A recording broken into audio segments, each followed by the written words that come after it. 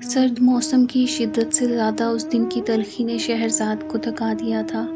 اسے لگ رہا تھا جیسے آنے والے لمحوں کا خوف کسی زہریلے سانپ کی صورت میں کنڈلی مار کر اس کے کمرے میں آن بیٹھا ہو۔ رومیسا کے کارنامے کے اثرات پوری سہگل فیملی کو بھگتنے تھے۔ اس کے اندر حبس اور گھٹن کا احساس ایک دم ہی بڑھ گیا تھا۔ اس نے بے اختیار اٹھ کر کھڑکیوں کے بلائنڈز ہٹا کر شیشہ پیچھے کر دیا تھا۔ باہر ہلکی ہلکی کنمن کے ساتھ موسم سرما کی ٹھنڈی یخ ہواؤں نے اس کا استقبال کیا۔ وہ کچھ دیر آسمان کی تاریکیوں میں اپنی قسمت کے روشن ستارے کو کھوجنے کے بعد تھک ہار کر اپنے بیڈ پر بیٹھ گئی اور اس کے کراؤن سے ٹیک لگا لی۔ سائیڈ میز پر رکھا آئی پیڈ اٹھا کر اس نے اپنی فیس بک آئی ڈی آن کی اور رومی سہگل کے نام سے بنے پیج کو سرچ کیا، جو تھوڑی سی تلاش کے بعد اسے مل گیا۔ اس پر رومی کی پوسٹ کردہ خرافات جوں کی توں موجود تھی، جس کے لیے وہ دل ہی دل میں ڈھیروں دعائیں کر چکی تھی کہ کاش رومی خود اسے ڈیلیٹ کر دے۔ چند گھنٹوں میں اس پیج پر ہزاروں کی تعداد میں لائکس اور بے شمار فضول کمنٹس کی بھرمار تھی۔ ہم بھی بیمار ذہنیت کے لوگ ہیں، جن چیزوں کو اخلاقیات کے دائرے سے باہر دیکھتے ہیں اس پر غیر اخلاقی کمنٹس کرنا بھی اپنا قومی فریضہ سمجھتے ہیں۔ شہرزاد نے بیزاری سے وہ پیج بند کر کے اپنی پروفائل اوپن کی۔ اچانک اس کی نظر اپنی فرینڈ لسٹ پر پڑی۔ اس لسٹ میں حمزاد کا نام دیکھ کر اسے شوق لگا۔ وہ رک گئی۔ یہ آئی ڈی اس نے مری کانونٹ کے زمانے میں بنائی تھی اور لندن جانے کے بعد بند کر دی تھی۔ بیچ میں وہ کبھی کبھار اسے اوپن کر کے سرسری نظر ڈال لیتی، لیکن اسے اچھی طرح سے یاد تھا کہ اس نے حمزاد نام کی کسی آئی ڈی کو اپنے پاس ایڈ نہیں کیا تھا۔ اس کا مطلب تھا کہ وہ جو کوئی بھی تھا، پہلے اپنے اصل نام سے اس کی فرینڈ لسٹ میں ایڈ ہوا تھا اور پھر اس نے اپنی پروفائل کا نام تبدیل کر دیا۔ اس نے جلدی سے اس کی وال چیک کی۔ وہ کبھی کبھار سوشل ایشوز اور ملکی حالات پر انتہائی دلچسپ اسٹیٹس لگاتا تھا، اور اس کے پاس تقریباً 7 سال پہلے ایڈ ہوا تھا۔ اسی فرینڈ لسٹ میں اس کے اسکول کے زمانے کے کئی کلاس فیلوز موجود تھے، جن کے نام اس کے ذہن سے نکل چکے تھے، لیکن کسی کسی کی شکل تھوڑی بہت یاد تھی۔ کیا یہ لوگ جانتے ہیں کہ حمزاد نام کے پیچھے کون ہے؟ اس کے ذہن کی سلیٹ پر ایک سوال ابھرا۔ یقیناً جانتے ہوں گے۔ اس سوچ نے اس کے اندر توانائی کا ایک جہان بھر دیا۔ اس نے کچھ سوچ کر اپنی مری کانوینٹ کے زمانے کی فرینڈ رودابا کا نمبر ملایا، جس سے اس کی کسی زمانے میں اچھی فرینڈ شپ تھی، اور لندن جانے کے بعد بھی کچھ عرصہ سوشل میڈیا پر رابطہ رہا، اور پھر دونوں اپنی اپنی دنیاؤں میں مگن ہو گئیں۔ شیری، تم زندہ ہو ابھی؟ دوسری طرف رودابا اس کی آواز سن کر خوشگوار حیرت کا شکار ہوئی۔ زندہ ہوں تو بات کر رہی ہوں نا؟ وہ اس کے والہانہ انداز پر مسکرائی۔ کب آئیں پاکستان، اور بے وقوف لڑکی آ کر رابطہ کیوں نہیں کیا؟ وہ اپنے ازلی بے تکلفانہ انداز میں گویا تھی۔ ابھی آئے ہوئے ٹوٹل 3-4 دن ہی تو ہوئے ہیں مجھے۔ وہ چاہ کر بھی ویسی فرینکنس کا مظاہرہ نہیں کر پائی۔ ریزرو تو وہ شروع ہی سے تھی، لیکن اب ضرورت سے زیادہ محتاط ہو گئی تھی۔ چلو پھر کل کا لنچ میری طرف، بیٹھ کر کہیں کانوینٹ کی دور کی یادیں تازہ کرتے ہیں۔ رودابا نے فوراً ہی اسے دعوت دی، جو اس نے کچھ سوچ کر قبول کر لی۔ 10-15 منٹ پرانی یادیں دہرانے کے بعد شہرزاد نے اچانک وہ سوال پوچھ ہی لیا جس کے لیے اس نے اسے کال کی تھی۔ یہ فیس بک کے میوچل فرینڈز میں حمزاد کے نام کی آئی ڈی کس کی ہے؟ شیطان کی؟ وہ کھلکھلا کر ہنسی۔ مطلب؟ وہ الجھ گئی۔ آئی ڈونٹ نو یار، کوئی کلاس فیلو لگتا ہے، سبھی کے بارے میں جانتا ہے لیکن اپنے بارے میں کچھ نہیں بتاتا، بہت مزے مزے کی پوسٹ لگاتا ہے، اس لیے ابھی تک انفرینڈ نہیں کیا۔ رودابا بڑی لاپرواہی سے بتا رہی تھی۔ لیکن اس طرح اپنی شناخت چھپانے کا فائدہ؟ شہرزاد کو مایوسی ہوئی۔ ہو سکتا ہے اسے ہو، ویسے بھی ہر کسی کو اپنی لائف اپنے طریقے سے گزارنے کا حق ہے۔ ہم کسی کو اپنے رولز اینڈ ریگولیشنز کے پابند تو نہیں کر سکتے۔ تم بتاؤ، کب پریکٹس سٹارٹ کر رہی ہو؟ رودابا نے اپنے مخصوص لاپرواہ انداز میں بات کو چٹکیوں میں اڑایا۔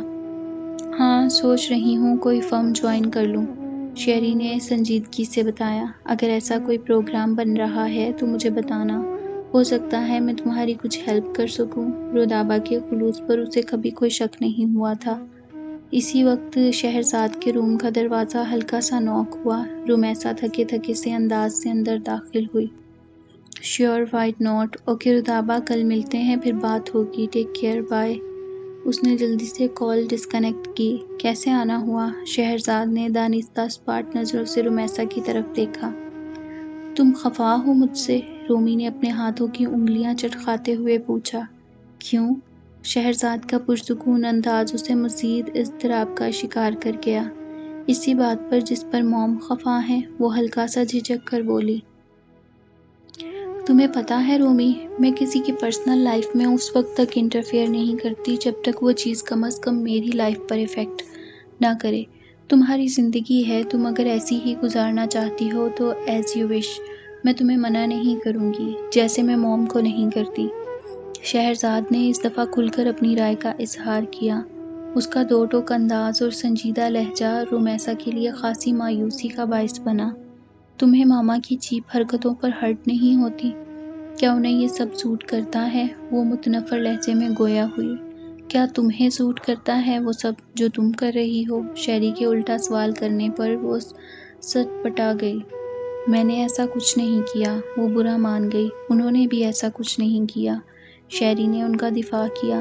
اس ایج میں آئے دن کے سکینڈلز اور شادیاں تمہارے نزدیک کچھ نہیں ہیں؟ وہ ہلکا سا جھنجھلائی۔ لائف پارٹنر کی ضرورت تو انسان کو ہر عمر میں رہتی ہے، اور ان کی بدقسمتی کہ ان کی پہلی اور دوسری شادی کامیاب نہیں ہو سکی۔ دنیا میں بہت سے لوگوں کے ساتھ ایسا ہوتا ہے، تو کیا اس کا یہ مطلب تھوڑی ہے کہ وہ دنیا سے کنارہ کشی کر کے ساری خوشیوں کو اپنے اوپر حرام کر لیں؟ وہ جان بوجھ کر ایسے کرپٹ لوگوں کا انتخاب کرتی ہیں۔ رومی تلخ لہجے میں گویا ہوئی۔ کوئی بے وقوف انسان ہی جان بوجھ کر اپنے لیے کوئی برا انتخاب کر سکتا ہے، اور کم از کم موم جیسی پریکٹیکل اور پروفیشنل ویمن سے میں ایسی کسی چیز کی توقع نہیں کرتی۔ یہ الگ بات ہے کہ اس معاملے میں ان کی قسمت ان کا ساتھ نہیں دیتی۔ شہرزاد نے اس دفعہ کھل کر کہا۔ تم موم کو ڈیفینڈ کر رہی ہو؟ وہ بیزار ہوئی۔ نہیں، میں تمہیں حقیقت بتا رہی ہوں۔ وہ اپنے ازلی پرسکون انداز سے گویا ہوئی۔ تمہیں نہیں پتا ان کے یہ فیصلے کتنے برے رہے ہیں میرے لیے۔ وہ ان سے حد درجہ خفا تھی۔ انسان کے اپنے فیصلے زیادہ خطرناک ہوتے ہیں اپنے لیے، شیری نے اس کی تصحیح کی۔ موم نے اپنی جھوٹی سچی کہانیاں سنا کر تمہیں اپنی طرف مائل کر لیا ہے۔ میں اچھی طرح جانتی ہوں انہیں دوسروں کی ہمدردیاں حاصل کرنے کا فن آتا ہے۔ وہ اب شہرزاد کی طرف سے بھی بدگمان ہوئی۔ تم بھی مجھ سے شیئر کر سکتی ہو، ٹرسٹ می، میں تمہیں کبھی برا نہیں کہوں گی۔ شہرزاد نے اسے اب نرمی سے گھیرنا چاہا۔ مجھے ضرورت نہیں ہے۔ وہ ناراضگی سے پاؤں پٹکتی ہوئی اس کے کمرے سے نکل گئی۔ لیکن شہرزاد کو اس احساس نے طمانینت بخشی تھی کہ کم از کم اس کے دل میں اس کے لیے کوئی نرم گوشہ موجود تھا۔ وہ اب رمیسا کو اپنے طریقے سے ہینڈل کرنے کا تہیہ کر چکی تھی۔ ڈانسنگ فلور تیز جلتی بجھتی بتیوں کے حصار میں تھا۔ انگلش میوزک کا تیز اور بے ہنگم شور سماعتوں میں پہنچ کر ینگ جنریشن کے جوش و جنون اور ولولے میں اضافہ کر رہا تھا۔ فلور پر تھرکتی، نامناسب لباس میں موجود لڑکیاں دیکھنے والوں کے صبر کا امتحان بن رہی تھیں۔ وہاں موجود سبھی لوگوں کو اپنے اندر ایک ہیجان سا برپا ہوتا محسوس ہو رہا تھا۔ وہ یہاں سکون کی تلاش میں آئی تھی۔ شہرزاد کا موم کو سپورٹ کرنا اسے بری طرح سے چبھا تھا۔ اس کا ذاتی خیال تھا کہ اس کی بہن کو بھی اس معاملے میں اسی کا ساتھ دینا چاہیے، لیکن اس کے رویے نے اسے نہ صرف مایوس کیا تھا بلکہ اچھا خاصا ڈپریشن میں مبتلا کر دیا تھا۔ تبھی وہ رات کے اس پہر اپنی فرینڈ کنزا کے ساتھ اس کلب میں موجود تھی۔ یہاں آ کر بھی وہ انتہائی ذہنی خلفشار کا شکار تھی۔ اسکن ٹائٹ جینز پر پنک شرٹ کے ساتھ اس نے ایک چھوٹا سا مفلر گلے میں لٹکا رکھا تھا۔ اس کی آنکھوں کے پپوٹے سوجے ہوئے تھے۔ وہ پچھلے 2 دن سے بالکل نہیں سو سکی تھی، اور اس وقت کنزا اسے چھوڑ کر فل انجوائمنٹ کے موڈ میں تھی۔ تبھی اسے ایک کونے میں اکیلے بیٹھنا پڑا۔ ہائے ہنی، ایک 24-25 سال کا لڑکا لڑکھڑاتا ہوا اس کے بالکل پاس آن کھڑا ہوا اور اس کے چہرے پر گری لٹ کو چھو کر بدتمیزی سے بولا۔ ہائے، رومی نے بیزاری سے اسے دیکھا۔ وہ یقیناً نشے میں تھا۔ آؤ جوائن کرو مجھے۔ وہ زبردستی اس کا بازو پکڑ کر ڈانسنگ فلور پر لے جانے کی کوشش کرنے لگا۔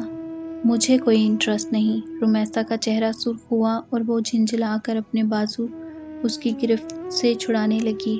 تو پھر یہاں کیا جھک مارنے آئی ہو؟ اس کا طنزیہ لہجہ رومیسا کو آؤٹ کر گیا۔ اس نے گھما کر ایک تھپڑ اس کے چہرے پر دے مارا۔ یو بچ! وہ لڑکا مشتعل ہوا۔ آئی ول کل یو! وہ خطرناک ارادوں کے ساتھ رومیسا کی طرف بڑھا، لیکن اس سے پہلے ہی اس کے دو فرینڈ درمیان میں آ گئے۔